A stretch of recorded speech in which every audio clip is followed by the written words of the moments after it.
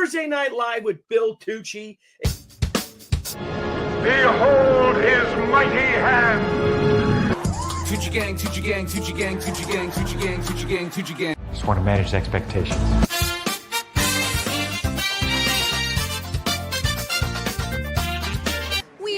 Weird.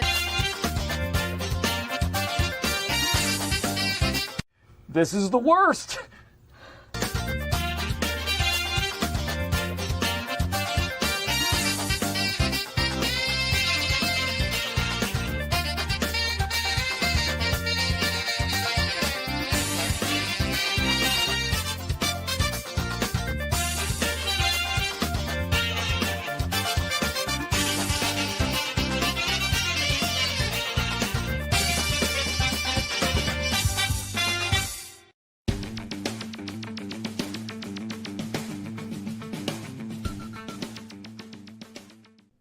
Hey everyone, welcome to Pop XP. And before the show starts, make sure to click that subscribe button and click the bell to get notifications when we go live and we upload awesome new content.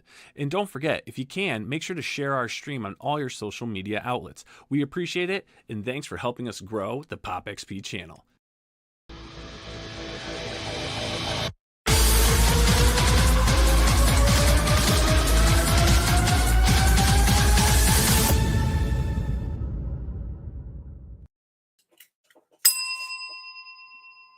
What's up, everybody? Welcome to a special Wednesday Night Live of with Billy Tucci. It's my dog Asha, whose birthday was yesterday. I know, puppy. Welcome all. We have a fantastic show tonight with two men whom I greatly admire. Incredibly talented in so many different ways, and it's a show that it's something I'm really looking forward to. And again, because I'm really a fan. And we're going to have some fun. We're going to talk about some literature history, if you will. We'll talk about Sir Arthur Conan Doyle, the creator of Sherlock Holmes. And we're going to delve into some of the things about him personally, as well as his creations and how that all revolves and weeds its way back to the most notorious murderer of all time, Jack the Ripper. So let's do that. But before, and I'm trying to share it, but I want to see if I could find it here. I want to say something to a great friend of ours, and the show is that Sean, who you guys might know as StatZero, tragically lost his wife in an accident this past week. She took their dog for a walk. And tragically, she was hit by a car and spent 40 hours or so in intensive care. And sadly, she passed on. There was a GoFundMe set up for her that we've contributed. Debbie and I have contributed. I'm going to try to find it to pull it up. And if you guys can, and I know it's you know, it is the giving season. And if it's at all possible, if you could help that family out. Because it really is, it's such a senseless tragedy, and you know, the Lord works in mysterious ways, I guess, and I don't know how comforting that is, but it is, it's a real heartbreaker. And again, Sean is a great friend of the show, a great friend to the entire community. Not just, you know, the comics community, but really the independent comics community and comics community in general.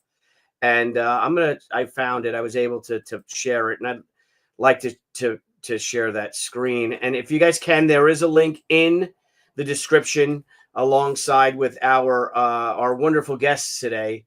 But here it is. So yeah, so here it is that. Friends and family of Sean have been able to raise over $30,000 thus far.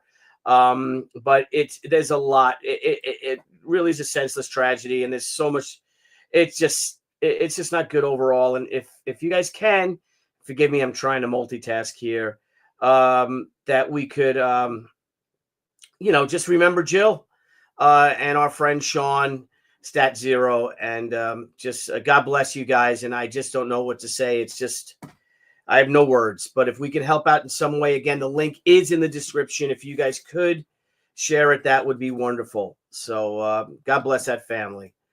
And now I'm going to bring in two friends of mine. Again, these are men whom I greatly admire, tremendously accomplished chaps. I bought my tobacco today, but I was so nuts today drawing Mickey Mouse. Oh yeah, I'm drawing Mickey Mouse.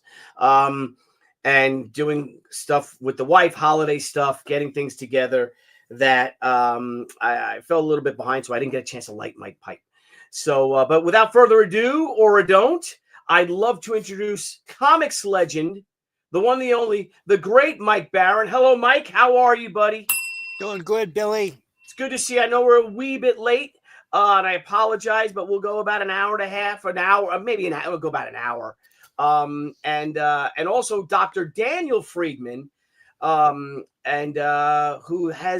a historian as well as a writer and a physician. Well, here he is, Mr. Daniel Friedman. Hello, doctor. Hello, Billy, and hi, Mike. I can't believe I'm sharing the screen with both of you guys tonight. Both legends. I know, seriously. Like, wow. Oh, you're too kind, too kind. So, Michael, Dr. Dan, if I may refer to you as Dr. Dan, wrote a wonderful book that I read called The Strange Case of Dr. Doyle. And am I paraphrasing this? It's a story of descent into madness. And it's sort of the story behind Jack the Ripper by the author of Sherlock Holmes, which leads a perfect segue to our friend Mike Baron, currently has a campaign live right now. And Mike, if you give me a second to load that bad boy up, that's in the private chat. So let me find it. Private chat. Where is it? Come on, comments. Where's my comments? Oh God, I do not like PCs at all. Private chat. Here we go. So it's at baroncomics.com. Let me throw that up there and open it up. All right. Here we go. So if we can go with Mike, let's talk about you, Mike, because I know it's past your bedtime already, right? Not yet. It's looming. It's looming. It's looming, my friend. Mine's approaching. Yeah, it is. It's but we'll go to baroncomics.com right here. Sherlock Holmes Leviathan.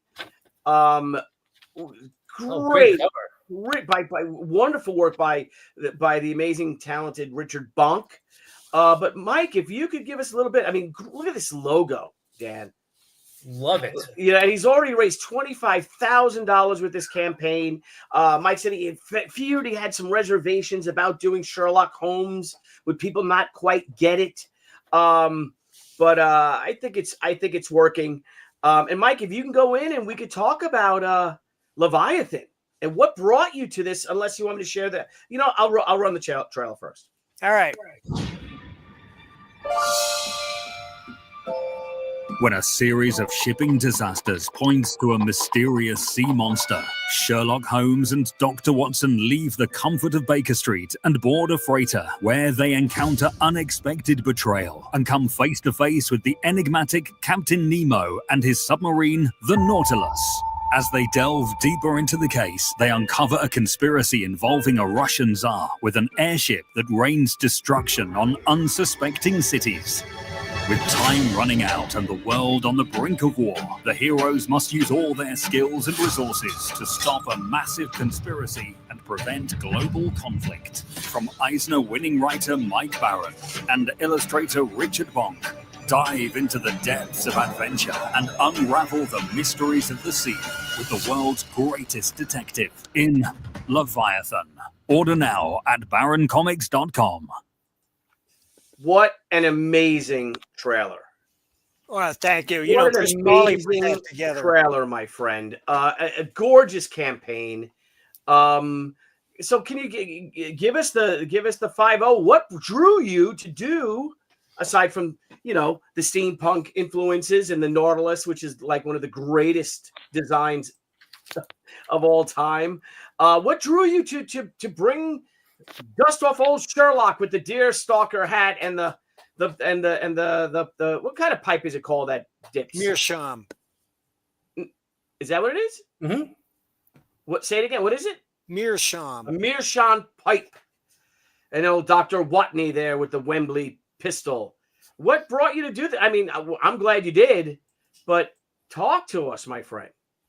I've always been a Sherlock Holmes fan ever since I was a kid. Madison, I was a member of the Baker Street Irregulars, which is what Sherlock Holmes enthusiasts call themselves, Yeah. because that's what Sherlock dubbed the gang of urchins that he would rely on occasionally to spy for him and bring him information.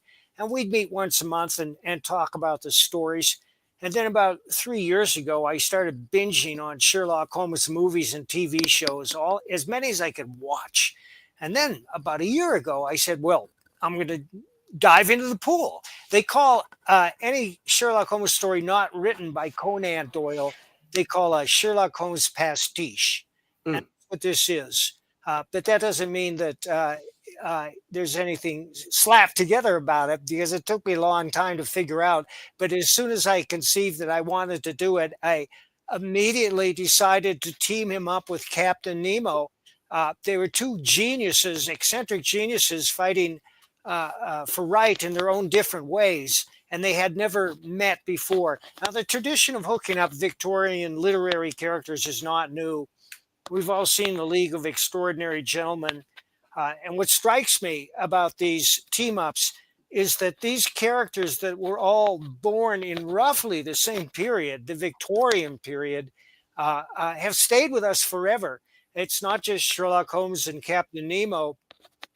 It's Frankenstein, Alan Quatermain, Dracula, and a couple of decades later, Tarzan and Doc Savage. But they were alive at the same time as Sherlock, if you give them an old age. But we're not interacting with Tarzan and Doc Savage.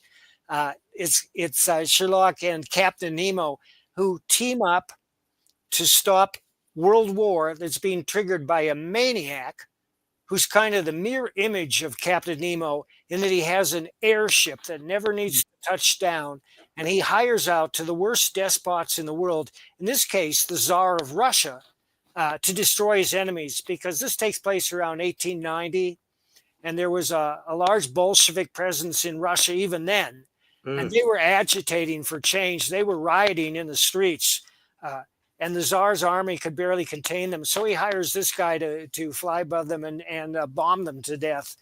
And that's the essence of the story. But it starts when Commodore McKinney comes to see Holmes and says, I'd like to hire you. Two of my freighters have disappeared without a trace. They were coming from Argentina, headed to England with precious ore. And Holmes says, I don't go out on the water. So McKinney says, I'll give you a Stradivarius violin. So Holmes agrees to do it. They board the ship as it's bound from England to St. Petersburg by way of Sweden. And that's when the troubles start for Holmes. Now, interesting. Now we all know of Nemo's famous Nautilus. Did Nemo ever delve in with an airship?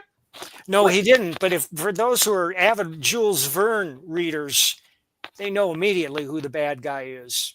You know, Mike, what I love about what you did here, first of all, the team up between Sherlock Holmes and Captain Nemo is just, excellent.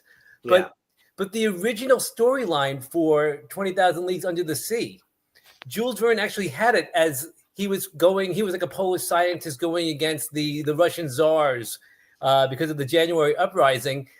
And he had to edit his entire work because his publisher said, no way, we need the Russian market. And here you are, 100 and something years later, bringing in the Russian czars fighting Captain Nemo. Resurrecting all that trouble.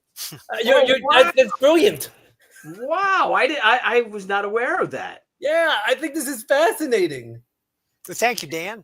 Now, Mike, knowing that you had your own little club, your own little mystery club there, writing, and Daniel, the doctor, you'll agree, attest to this, it's not easy to write a good mystery.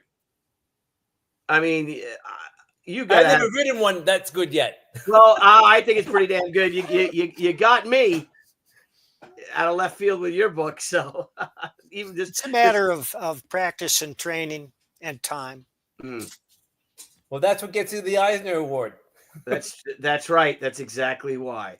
Well, So, thank you. I mean, the Eisners were very satisfactory to me. I was happy to be awarded them. But that's not novel writing. I set out to write novels. It took me 30 years to learn how to write a novel. But that's because I'm a slow learner. But when I get it, I get it. And now I've got about 20 novels in print, including 10 biker novels. And those are mysteries to a certain extent. You know, it's that what you just said reminds me of what some other comic book artists have said, that they didn't go into for artwork. They didn't go into comic book illustration to be a comic book illustrator. It kind of like they gravitated that way. Something pulled them in. They wanted to be like graphic designers, and something happened that, you know, they were in college. They wanted to make a couple of dollars, and all of a sudden they wind up being that next, you know, Jack Kirby or something. Well, yeah, you know, nobody goes, well, you know, it used to say nobody went into comics to get rich, but that's changed because a couple of people do grab the brass ring as it goes by, and you can leverage that into a fortune if you're talented and you're lucky. It's not just talent; you got to be lucky too. Yeah, and hard. Yeah, I've been fortunate enough to be able to raise a family on a single income, you know, because of comics. Yes. You know, I mean, and mostly doing, you know, creator-owned stuff. So and that's why everybody wants to work for Marvel and DC. I'm like, try to do your own books. You own everything. And, you know, Marvel and DC will be the first to tell you that you don't own their characters. That's for sure. And when it comes now with the Sherlock Holmes, that he is in the public domain, correct? Yes, he's been all the stories public domain now. Yes. Now, didn't the Doyle family try to keep it longer than the expiration date, or are they all gone? Are there? They tried to. Gone. And there's a book called From Holmes to Sherlock, which is a massive volume that traces Conan Doyle's life. It explains exactly where Sherlock Holmes came from, and then it goes on past his death, the fight for control of the character. And all the permutations in not only in books, but in film, TV, and radio, because there are probably 1,000 hours of Sherlock Holmes radio drama that was recorded. Interesting. Now, Doctor, can you? But everyone knows Mike Barron. He's a legend, right? We all know about the great Mike Barron, hailing from Wisconsin, right, Mike? Originally, that's true. There you go, Doctor. Could you tell our audience out here a little bit about yourself and how did you tumble down the web of Sir Arthur Conan Doyle? I'm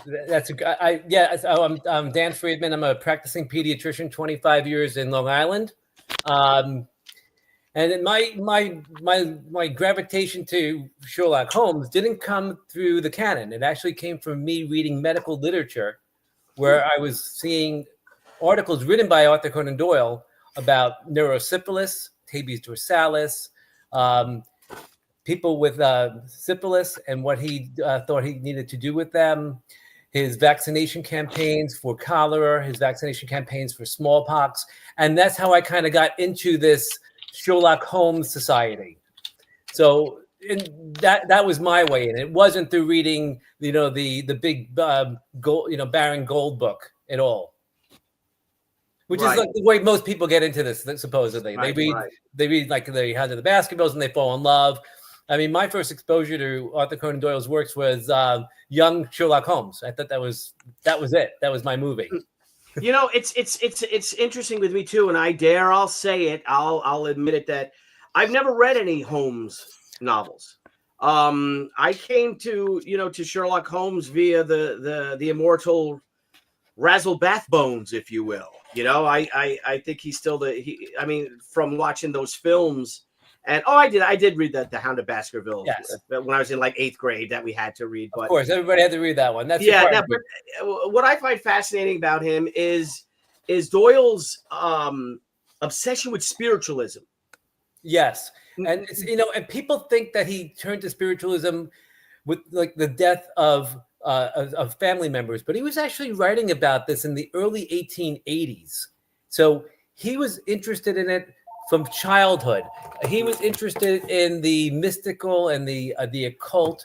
He had an uncle. He he grew up in a household where his father, Charles, was a very talented illustrator and artist who just so happened to believe he could see the world of fairies because he was on the same wavelength as them, as these this plane. He was with them, and he could communicate with birds, and that's kind of where he was growing up. That was the house. And one side of the house, you would have chemistry experiments being conducted, and another side, a seance was going on. So there was no way he could avoid being a part of the spiritualist movement. He had an uncle also, very famous illustrator, Richard Doyle. He actually did the cover for Punch magazine. It was there for like 100 years. And he too believed he actually could see sprites, elves, and fairies. And that's why his illustrations were so lifelike. He actually believed he was seeing those creatures. Yeah. Now, a question now, Mike, knowing that was and for the both of you, we just let's just, hello, Ethan. What's up, buddy? Young Sherlock Holmes was an excellent film that sadly no one talks about anymore, discusses anymore. And we have a $2 super chat. Let's add that. Thank you, Mike. Good to see you. Gooding script, $20. Paid subscriptions. Oh, you know, Mike, I just sent you a friend request. We'll work something out. That's great. But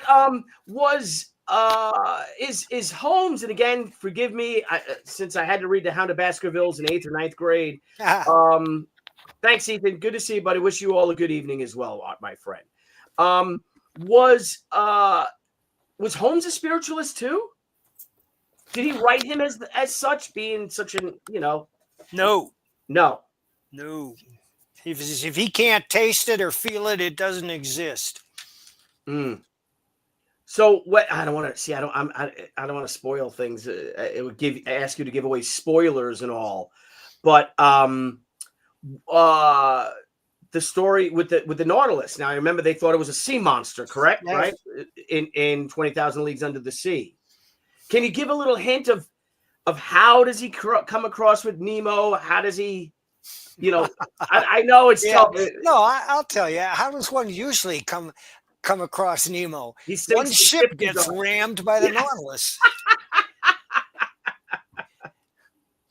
Just because they board this freighter that's carrying this ore, and the ore is used to make weapons, and that's why Nemo is going after these freighters. That's not a big tell. That happens early on in the story, and there's so much more.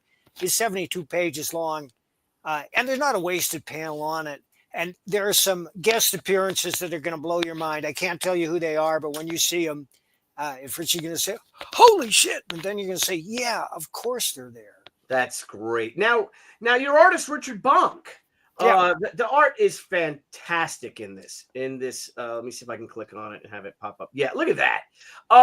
Is Richard Bonk a big? Does he love Victorian era art? Is he a Holmes fan? Is he a what drew him to the project, or how did you hook up with Richard Bonk? Because this art is just extraordinary. Well, yeah, Richard drew Private American for us first. And then I pitched this, and Richard said, yeah. Now, the thing about Richard is he's both fast and good. But what we didn't know, and what Richard even didn't know, was he had been waiting his whole life to draw steampunk. He just didn't know it. But when he got this script, he exploded. Now, you saw a glimpse of it in the video, but there's a lot more to it, especially aboard the Nautilus. His work detailing the submarine is extraordinary. And his big scenes like St. Petersburg, and later on Vladivostok and Tokyo Bay. He's one of those guys that can do great panoramas, and you just look at it and you think, wow, you just want to gaze at that picture and soak it in. That is that. So they're going to make it to the other side of the world then, huh? Yeah, they do circumnavigate the world. Wow. What an adventure. That sounds like a movie. It should be. What I like about what you did here is that, I don't know if you know this, but Arthur Conan Doyle actually wrote a story called Danger. It was like right before World War I broke out, or at the same time, where he actually has this little tiny microstate in Europe called, I think it was like Norland or something. They have like a Captain Nemo type submarine. I think 8 of them or 10 of them. And they go around and they basically cripple the mercantile fleets of Great Britain and make them surrender to their needs by basically starving the people of England. Sure. So I kind of like.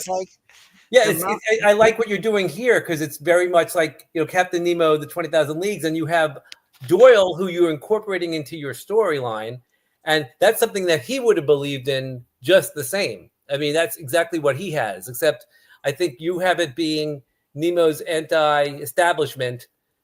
I guess anti-colonial. Nemo would be anti-colonial imperialism.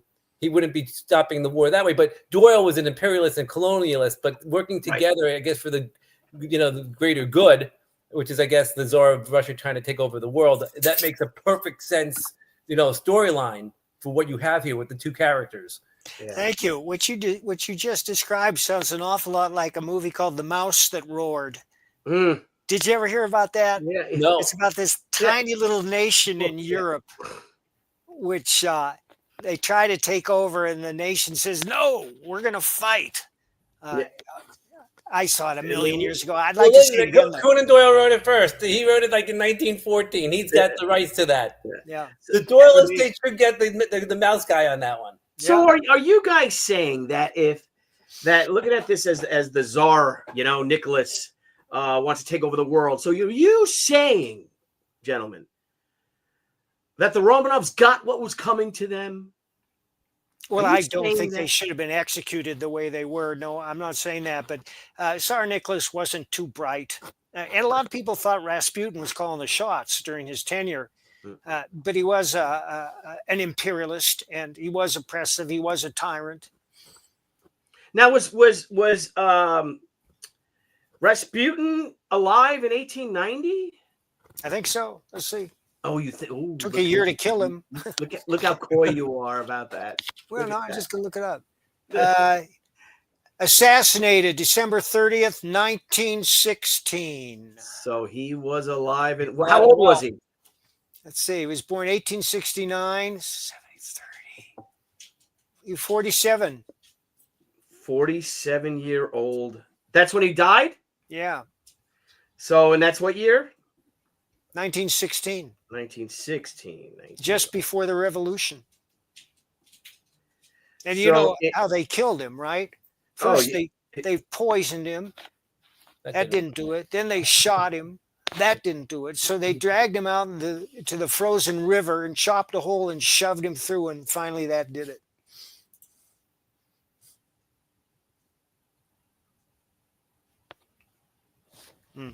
Sorry, that's my son. My wife picked my son up, and he just called. So from college.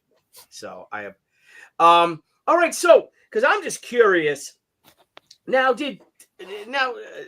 Dr. Friedman here has another book. What's the book? Doyle's World. It's called Doyle's World: Lost and Found. Right. And that book's a lot different than the Strange Case of Dr. Doyle. They're both very good, but one's more of a historical fiction, true crime. Mm-hmm. This one's just about my discoveries in the Sherlock Holmes community. So it goes around. That's why I'm talking about Danger, the 1914, and we're talking about Doyle's spiritualism. That would be found in the Doyle's World book. So now, do a little trading, Dan. Yeah. Oh, yeah. I think you guys would be fast friends. I'm looking forward to having a cocktail with you, Mr. Dr. Friedman. Me too. Looking forward to that. It's the holidays, my friend. We've got to do it. I'm ready to go. Yeah, I'm finally caught up with everything. I finished all my covers. I can just concentrate now on my own books. And I feel like the weight of the world, or as Churchill had said when he learned of the Japanese bombing of Pearl Harbor, he said he slept the sleep of the angels. And I've been doing that for the past couple of days. I feel like the weight of the world is lifted from me. Jealous. Yeah, so Mike, talking about trading, Dr. Friedman wrote a fascinating book. I didn't want this book to end. That's how riveted I was about it. If you could explain the book that I read, The Strange Case of Dr. Doyle. I want it. Mike, you're gonna love this book. You got it. I would be happy to give you that book. So, Dr. Friedman, can you tell us about Dr. Doyle? Sure. I mean, The Strange Case of Dr. Doyle is, as I mentioned, it's historical fiction with true crime. So the historical fiction is that I take a group of 9 people on a tour of Whitechapel, and we look at every site of the Ripper crimes in the 1888 summer and early fall. the book's kind of like The Godfather Part 2, where you kind of start in 1910, but you're going to go back in time and you're going to revisit the life of Arthur Conan Doyle. What makes him such a great writer of detective fiction? What makes him so intellectual? What makes him so knowledgeable of the Jack the Ripper crimes? Because he wrote about those crimes multiple times in article form, analyzing the letter of Dear Boss, going on a tour, going to the Black Museum and looking at all of the relics that they had. So we're going to go back and forth between his life at Stonyhurst College, where he was basically beaten more than any other child at the school. We're going to go with him to Austria, where he actually stabs a kid. But we're going to travel with him and see everything that happened to this poor kid, whose mother basically was having an affair with a lodger. His father was an alcoholic who had to go into a mental asylum, but then had delusions of grandeur and seizures, and he never got released from the mental hospital, and he died there. So we're going to travel along and see what happened and because I'm a pediatrician, I follow the growth and development of children from infancy till basically young adolescence, early adulthood. I get them all. And I'm trying to show you the patterns of what happens with his life. What would be the outcome? The outcome we know. He became a sir. He was knighted by King Edward for his work in the Boer War and his propaganda. But I want to show you how he got there and what this other facet of his life was, because it was shocking to me. So it's going to be shocking to the reader. Yeah, and his father suffered from some ailments, right? Yeah, he did actually. And it appears when I went, what I did was I contacted the mental hospitals and I got Charles Doyle's medical records, because, when I think of people with alcoholism, and he wasn't that old, he was only in his 30s when he got hospitalized, is that if you, with a little bit of care and if you have social supports, you can dry out and you can be sent home. And he had all these support systems. He had them all available, but, he thought he could talk to birds. He had magical thinking. He had delusions of grandeur. Multiple escape attempts. He had some weird medical issues that I uncovered in the charts that I don't think anybody's ever noticed before. He had absent reflexes of his knees. He had paresthesias, and of course these delusions. They all kind of went with something called tabes dorsalis. And I didn't that's this thing of neurosyphilis, the sexually transmitted disease, when it's really late, 10, 15 years of syphilis that can go into your brain and your spinal cord. And now, did he get if he was 36 years old and had it for 10, 15 years, do they know how he contracted syphilis? He did a lot of work. He did a lot of illustrations, and he definitely did a lot of trips down to London. His age would have probably placed him in the age, and he lived in London growing up until he was about 14, 15. So he was in London. He went back many times. He had family in London. His, as I mentioned, Richard Doyle lived there. His father, John Doyle, who was basically like Mike. He was the rock star of the comic book industry, or the caricaturist of his time. His work is still highly collected. I mean, these pieces that John Doyle did are worth millions of dollars. I mean, they're in museums. So he had family in London. He would go visit too, and he did work for publishers in London. So if you take his age and you make him 40 when he's in the mental hospital and you minus 20 years, he's a 20-year-old kid in London. And of course, the prostitutes of the time would have been attracted to it, that he would have been attracted to, would probably be about between the ages of 15 and 20. I mean, that would be about where I would go. I mean, young age, I know I hate to say it, but they went for the young ages at the time too. Yeah. So, but one thing that was striking to me was, when I first, I have to admit, my first exposure to who Jack the Ripper was, quote unquote, was, I think it was either watching In Search of with Leonard Nimoy. Yes. And they did this episode where they show the Queen's Royal Physician, William Gull, as the murderer, he was the guy. And then of course, I was like, oh, that's it. Why would I question Leonard Nimoy? I mean, he's Spock. I mean, that's it. And he's also related to Sherlock Holmes, his character, in a way. So I would never question him. But then I did question him. And I realized that William Gull was 72 years old at the time of the murders. He had a stroke of his dominant right side. And I'm picturing him running down the streets in the middle of the night at 2 a.m. trying to subdue a woman who's half his age Yeah. and then strangle her with his a non-dominant hand, and then in less than 5 minutes butcher her up beautifully. I just don't think it's and especially in what it was, it 1891 these murders were 1888. 1888. Oh, and imagine a stroked out 72-year-old in Victorian times is like an aspiring octogenarian. Yeah, right. It's not 72 now. Is not a 72. It's not the same. Well, Mike Barron's a very spry 72. Yeah. Hey, I'm looking at your book right now.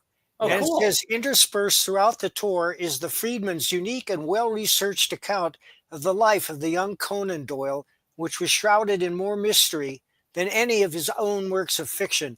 The authors have uncovered facts about which few, if any, Doyle biographers have been aware. Doyle was able to reinvent himself so fully through his own writings that few recognized the more disturbing elements that were cut out of his own life story. That sounds like a good book. Yeah, it sounds like a great book. And the link for the description for Amazon for Dr. Friedman's book alongside of Mr. Barron's books is in the description of this campaign. But what I found fascinating about Doyle is, like, again, he's a physician, how analytical he is, how he could write someone like Holmes, who seems and correct me if I'm wrong, to have a good grip on life. Was he had a very violent past, a side to him, if you will, Doyle. When you look at what he went through as a kid in this private school, being whipped and beaten every single day. I mean, he literally said, I was beaten more than any other child at the school. He was poor. The kids were rich prep school kids. He was poor. He happened to get in because his uncle gave him the money to go, but he really couldn't afford it. So the way he kept himself afloat, per se, was to storytell. That's why he got so good at it. So he was the storyteller to the kids, telling haunting ghost stories. So that's how he kept himself going, and he evolved that way. And you can see how his writings were. They're masterful, because that's how he got to that point. And it was even his talent that got him to earn his medical doctorate, right? Because he writes so well. Right, his thesis. Yes, he did a medical thesis on, as I mentioned, syphilis. He actually wrote this thesis, but if you look at the dating of it, he actually on page 7 of the thesis is quoting March 7th, and then 100 and something pages into it, he's quoting March 30th, and the date of submission is April 1st. So he wrote, and I'm going to let you know, I read his thesis thinking, now we were at that point when I read the thesis for the first time, I was exactly his age. I was 24 years old and I was in med school, and I read this and I said, oh God, help me. I could never pull this off. You couldn't, there would be no way in the world I could write something so brilliant. He had quotations, he had facts, but there was that one part at the end of the thesis that drove me crazy. And that's why I did all this other research into the life of family members. First of all, the entire first part of the thesis was about like almost like patient vignettes. Like you have a patient sitting at the table and he's squinting, reading the paper. Everything sounded just too real. And at the end, he says, there's only one treatment for this infection, and it is taking 10 times the amount of Murrell's solution. He says, I have taken 40 times the dose without ill effect. And he says, and the Murrell said, and that was the only thing this thing is good for. So it wasn't treating anything else except for syphilis. And I had to ask myself, why would someone go through this? Why would someone take 40 times the toxic dose to see if he's going to live or not? Yeah. Unless he really thought he might have syphilis. Right. And, but why would he suspect he had syphilis? Is this because his father had it, okay. So yes. So number one, he actually wrote a book in the 1890s, The Third Generation, where he actually writes about a grandfather transmitting syphilis to his son, transmitting syphilis then to the grandson. Is that possible? No, it's not. But they didn't know it back then. He was actually trained in Lamarckian inheritance, where you actually thought that the father could do that. So it's almost like someone, and it must be infuriating, especially someone of his intellect, because here's someone who's living with not just a death sentence, but a madness Right. sentence, right? Of like this looming insanity, which he saw, which was father falling apart, losing his family, etc., his career, his entire life, and psychologically, what that must go through in the mind of someone who was a poor kid who went to school with all these rich kids because of his family, his uncle paid for it, and his own intellect.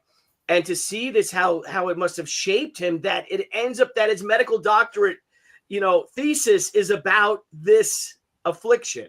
Right. And right before he actually hands in that thesis, he writes an article about the reinstatement of the Contagious Diseases Act. Now, he goes into the paper where he was living in Portsmouth. So here's like this 23-year-old doctor at the time, graduate, just came out with his degree saying, I want every prostitute locked up in what's called a ward hospital, a lock hospital, and let them be have invasive gynecological examinations performed on them until they know they are no longer a threat to the military that comes into Portsmouth. So, and then of course some other doctor, this guy Fred Banks, writes back and says, "This guy's a liar. This is not true. This is not what he's writing, something that's false." And Doyle actually in the next issue retracts his statement and apologizes. Oh, so this is very interesting to see that, right? And that's of course his on his graduation, he writes "License to Kill," which is not really the most appropriate thing to write. Mike, I don't know if you're familiar. This is when he graduates from medical school. This is the drawing that he does, a self-portrait, and he's dancing, and it says "License to Kill." That the whole idea of Holmes came to him in medical school because he had a professor who had that power of observation and used it every day when the students filed in. He'd look at a student in the front row and say, young Bill Kraft, I see you cut across a horse pasture to get here. And the guy would say, how did you know that? And he'd say, because I can see the horse shit on your shoes or something like that. To paraphrase it, that's exactly what he said, yes. Joe Bell was the inspiration. The funny thing about Joe Bell was that he was also friendly with Robert Louis Stevenson. They had a friendship. And Doyle, and of course, Robert Louis Stevenson is from Edinburgh, Doyle's hometown. And basically, when Doyle came out with the Sign of the Four and A Study in Scarlet, Stevenson was living in Samoa area. Like he was over in one of those islands over there in Tahiti area. Doyle wrote him to say, I'm a big fan of yours. And he tried to get a friendship with him and he couldn't. He wrote him back saying, you're the type of literature I like when I have a headache. So I realized this is one of my discoveries that you'll find in Doyle's world is that the second story that he writes, The Sign of the Four, is a tribute to Robert Louis Stevenson. And he wants to see if Stevenson can pick up all of the things that are from Treasure Island and A Strange Case of Dr. Jekyll and Mr. Hyde in the storyline. And he fails to find it. Like the character's name is Jonathan Small instead of Long John. No. The killer is named Tonga, but he lived on Samoa, which is the next island. The opens up in a post office on Wigmore Square, which is exactly the opening location of Dr. Jekyll and Mr. Hyde. And Stevenson failed to see it. Doyle must have loved the revenge he got. Yeah. And then when they asked him to finish a story that Stevenson after his death, Doyle refused. He wouldn't do it. I gotta ask the question for the both of you. Being that Doyle seems in a way, and your book states this quite clearly, and with the papers and all that he wrote about it, was when he seemed pretty obsessed with the Jack the Ripper killings. Why is that? And why did Holmes, did he write a Holmes story tracking down a similar type of killer? He may not have, but there are a number of movies where Sherlock Holmes takes on Jack the Ripper, including Murder by Decree and A Study in Terror. And Doyle is a master of hiding things in his work. So as I mentioned, the Robert Louis Stevenson tale. But if you look at some of the locations he puts in some of the other stories in the canon, or the dates of the murders, they add up to the dates of the Jack the Ripper crimes. In other words, I'll give you an example. In The Hound of the Baskervilles, Doyle wrote that story, I think, in 1902. He got back from the Boer War, and basically he was being petitioned to bring Holmes back from the dead. And he said, I will not bring a character that I killed back, but I'll bring him back in time before his death off the Reichenbach Falls. And he brings him back to September 28, 1888, the night of one of the murders. Like, everything he does, and 33% of all Sherlock Holmes stories take place on a night of a Jack the Ripper crime. The odds are against it because there are 60 stories, and there's 33% of them that take place on those dates. We're talking like August 30th. The cardboard box is going to take place on that date, on the 1 year anniversary, 1889. He picks certain dates to do it. He also, in The Sign of the Four, he picks a time and a place, and he's very specific. He tells Watson, I want you to go get Toby, the mongrel dog. He's better than Scotland Yard. I would take that dog over the entire police force. He actually says this, and he lives at 3 Pinchin Lane. So that means nothing to ripperologists for all these years. And I said, wait a minute. 3 Pinchin Lane in 1888 was owned by Mr. Dutfield. Dutfield is the name of the yard that the third murder victim got killed in. Mr. Dutfield owned that yard too, and actually moved to 3 Pinchin Lane in 1887. So where Watson is on that night at 1 a.m., which is the night of the Dutfield Yard murder on the clock, he's in Dutfield Yard on September 30th at exactly 1 a.m. He's at the scene of the crime. He's in Dutfield Yard at her murder. Wow. Now, I got a question for you guys, being, Doyleologists or Holmesologists, or whatever one calls a Holmesologist, something. For someone who is capable of writing about the perfect crime and that being solved, could someone who could write about solving the perfect crime ever commit the perfect crime? I doubt it. There was a case about 20 years ago about a best-selling novelist who murdered his wife, who wrote crime fiction. And it took the police about 3 days to figure out he did it. I do agree that some of that, but Doyle is like Sherlock Holmes. He is an absolute genius, a master at orchestration. For instance, he could hide things. He knew how. His wife, no one knew any of this stuff. For instance, I'm going to give you another one of my other discoveries that you find in Doyle's world. The first story that he writes, and this is not about murder. It's not about murder. It's about just hiding things that people never saw before. Now, this is a 100-and-something-year-old story.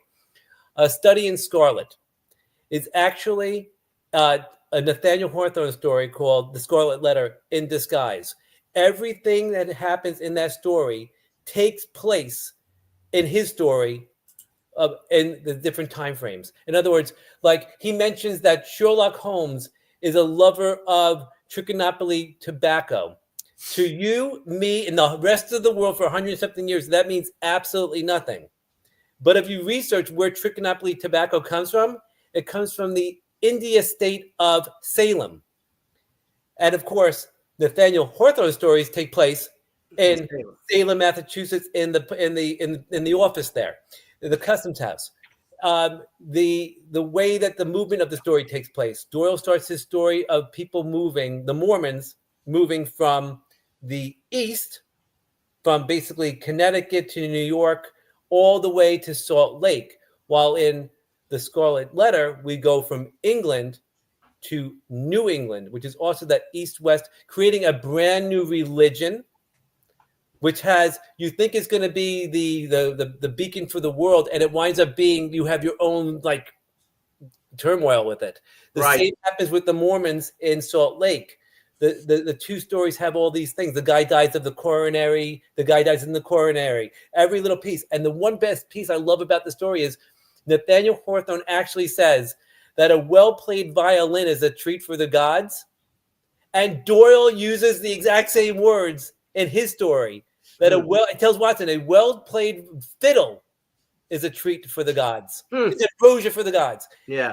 He actually is just taking things. He's He never tells anybody. He doesn't tell his wife. He doesn't tell his brother. He doesn't tell his sister, his mom. No one knows. It just goes. He took it to the grave.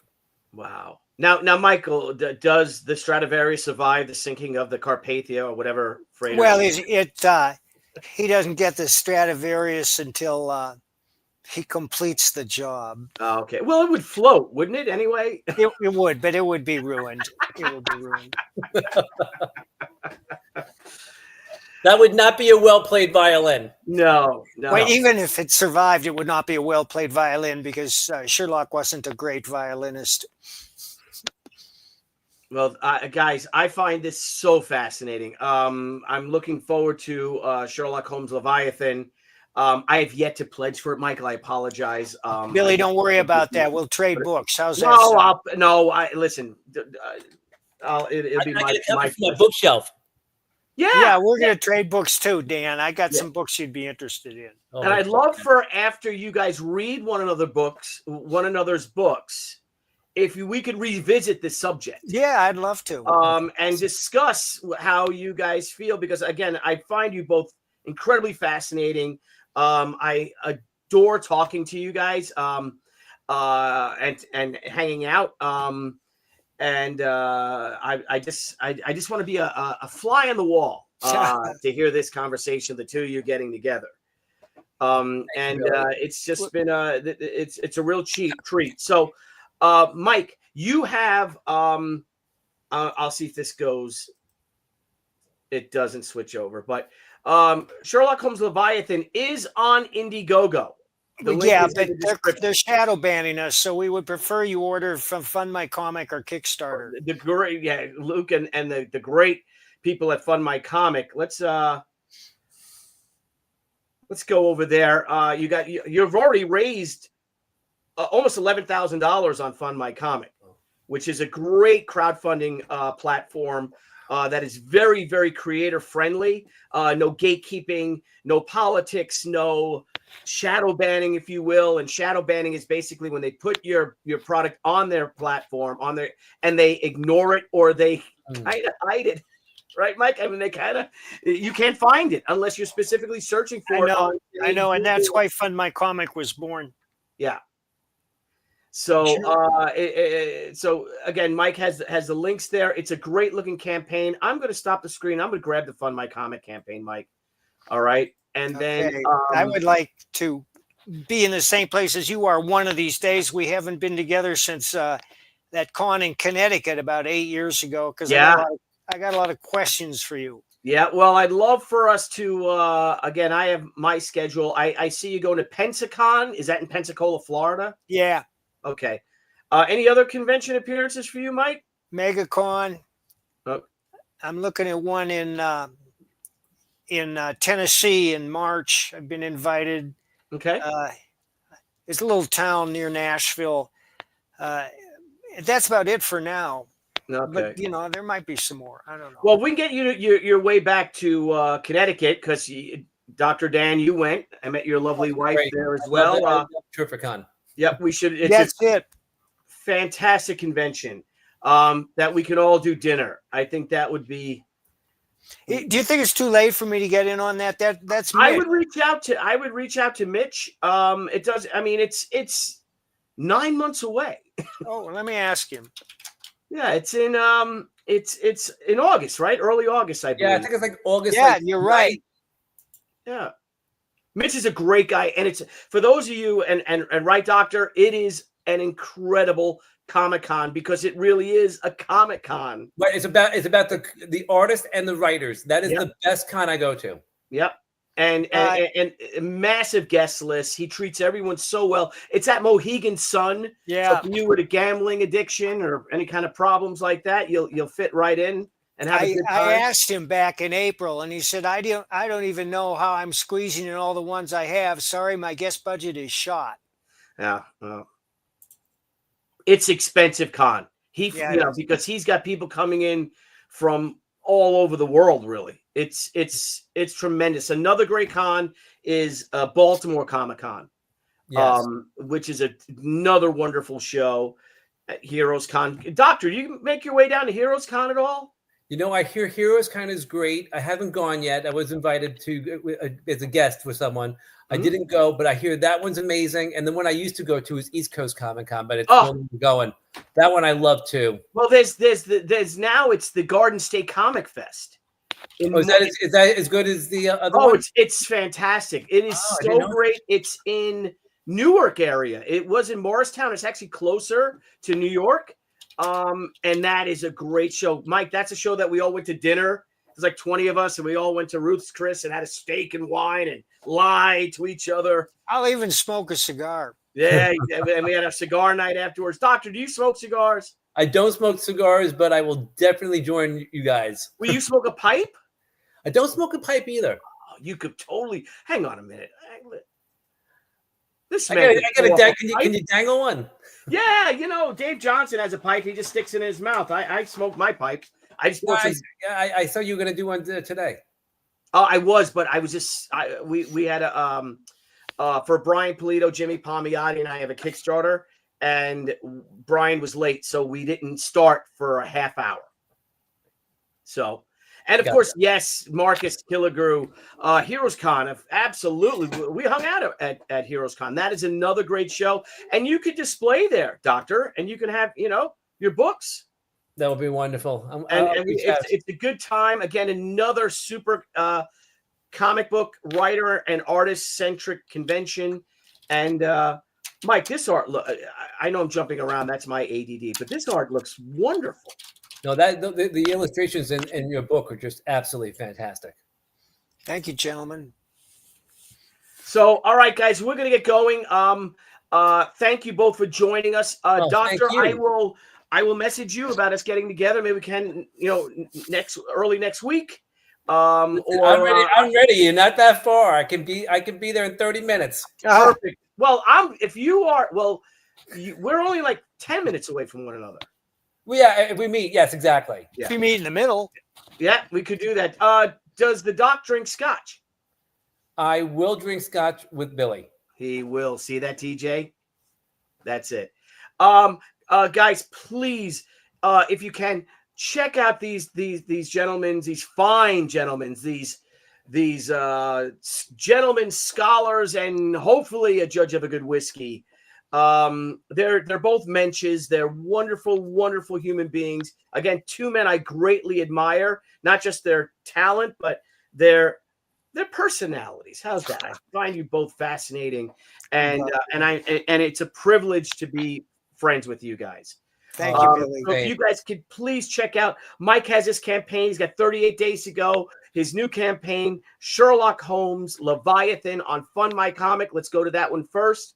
But it's also on Kickstarter and Indiegogo. Doctor, where could people buy, aside from Amazon with The Strange Case of Dr. Doyle, but Doyle's World? I know you can get it on probably barnesandnobles.com. I like the local bookshops, but I don't think they're going to be there anymore. So Amazon's really the place that I send people to. And if you reach out to Square One Publishing, that's my publisher. If you reach out, I'll definitely sign a book. I'll put a little, one of the artworks, I actually make a little postcard and a bookmark. Yeah. The John Romita Jr. one, right? John Romita. Yeah, I can show you. Can I show it? Yeah. Oh, please. Yeah. I have this. I don't know if you can see it, but that would be like in a bookmark that I would attach. Yeah. And who is that with a harpoon? That is Arthur Conan Doyle at age 20 to 21 in the Arctic, as he's a boxer he's actually commissioned to be the ship's physician, which was legal even if he didn't have a medical degree at that time. But the captain said to him, "You're so good at like killing the seals and harpooning. We don't want you to come back as the ship's doctor. You're terrible. The guy died. You let him die on the ship. We want you back next year as the harpooner." He didn't go. He actually went to Africa instead and sold guns as a ship's physician. But that's another story in itself. In shark-infested waters. That's a story for yes. That's another story, and these are true stories that were out of his thing. People can say he jumped into. Remember that when you read Leviathan. Oh, love it! And again, another connection between Sir Arthur Conan Doyle and Mike's book. God bless it. That is the best. Yep. And again, another fascinating, one of the most fascinating men of the 19th century, into the 20th century, Sir Arthur Conan Doyle. And man, but what a dark side he had to him that I'd love to explore even further with you two gentlemen at a later date. Well, I got to read Dan's book first. Yep, you got to read Dan's book. I'll be reading yours too. I can't wait because you got so many great topics on this. Because I'm going to send you a novel, Dan. Oh, I'll read that too. Great. And TJ James, thank you for that. ScotchCon is 2025 at Baltimore, and I will be wearing a kilt, which I do. So, everyone out there, thank you so much for joining us. Tomorrow night, if it's okay if I could shill my own thing, we are closing out the Rocketeer Pavlichenko Kickstarter and Indiegogo campaigns. We're going to have a little party, have some wine. Probably go on at 9 p.m. Eastern time. Mike, I know it's a little late for you, but I'll send a link out to everybody. Who knows? Close it out. It's a great, fun little campaign doing on my favorite comic book character. But if I don't see you guys at that end, Dr. and Mr. Barron, I hope you guys have a wonderful holiday season. Merry Christmas, Happy Hanukkah, Happy New Year, and let's look forward to a wonderful 2025 and getting together somehow and trading wares and dare I say trading shares theories, if I may, if we can. Oh, looking forward to it. Thank you, Billy. Yeah, of course, Michael. Thank you, everyone, for joining us. I'm going to send this out, and then, guys, I will have a good night, Michael. Doctor, I will message you, and let's get together for sure. And everyone, have a great day. Have a great weekend. I'm just trying to find the end screen, and here it is. Bye-bye. Hey everyone, thank you for joining us on Pop XP. If you haven't already, make sure to click that subscribe button and also click the bell for notifications when we go live and we upload some awesome new content. Also, don't forget to head on over to Twitter and follow us at the Pop XP and over on Instagram at the Pop XP. Thanks again everyone, and we'll see you soon.